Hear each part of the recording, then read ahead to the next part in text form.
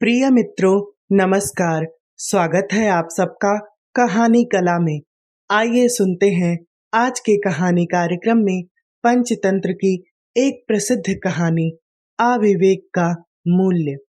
एक गांव में उज्ज्वलक नाम का बढ़ई रहता था। वह बहुत गरीब था। गरीबी से तंग आकर वह गांव छोड़कर दूसरे गांव के लिए चल पड़ा। रास्ते में घना जंगल पड़ता था। वहां उसने देखा कि एक ऊँटनी प्रसव पीड़ा से तड़फड़ा रही है। ऊँटनी ने जब बच्चा दिया तो वह ऊँट के बच्चे और ऊँटनी को लेकर अपने घर आ गया। वहां घर के बाहर ऊँटनी को खूंटे से बांधकर वह उसके खाने के लिए पत्तों भरी शाखाएं काटने वन में गया। ऊँटनी ने हरी-हरी कोमल कोपलें खाई।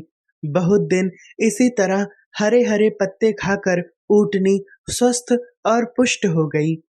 ऊँट का बच्चा भी बढ़कर जवान हो गया। बढ़ई ने उसके गले में एक घंटा बांध दिया, जिससे वह कहीं खो ना जाए। दूर से ही उसकी आवाज सुनकर बढ़ई उसे घर लिवा आता था। ऊँटनी के दूध से बढ़ई के बाल बच्चे भी पलते थे। ऊँट भार ढोने के भी काम आने लगा। उस ऊँट ऊँटनी से ही उसका व्यापार चलता था। यह देखकर उसने एक धनिक से कुछ रुपया उधार लिया और गुर्जर देश में जाकर वहां से एक और ऊँटनी ले आया। कुछ दिनों में उसके पास अनेक ऊँट ऊँटनियां हो गईं। उनके लिए रखवाला भी रख लिया गया।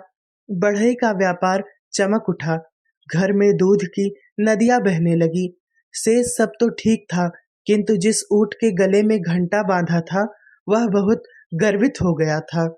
वह अपने को दूसरों से विशेष समझता था। सब ऊँट वन में पत्ते खाने को जाते तो वह सबको छोड़कर अकेला ही जंगल में घूमा करता था।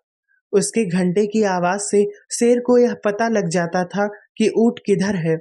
सबने उसे मना किया कि वह गले से घंटा उतार दे, लेकिन वह नहीं माना। एक दिन जब सब ऊँट वन में पत्ते खाकर तालाब से पानी पीने के बाद गांव की ओर वापस आ रहे थे, तब वह सबको छोड़कर जंगल की सैर करने अकेला चल दिया। शेर ने भी घंटे की आवाज सुनकर उसका पीछा किया और जब वह पास आया तो उस पर झपटकर उसे मार दिया। तो यहाँ आपने सुना एक छोटी सी लघु कथा अविवेक का मूल्य।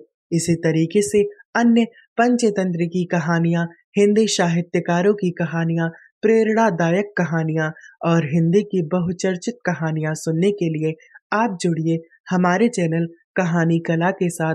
इतने समय तक हमारे साथ बने रहने के लिए आप सभी लोगों का बहुत बहुत धन्यवाद। मिलते हैं अगली किसी कहानी में।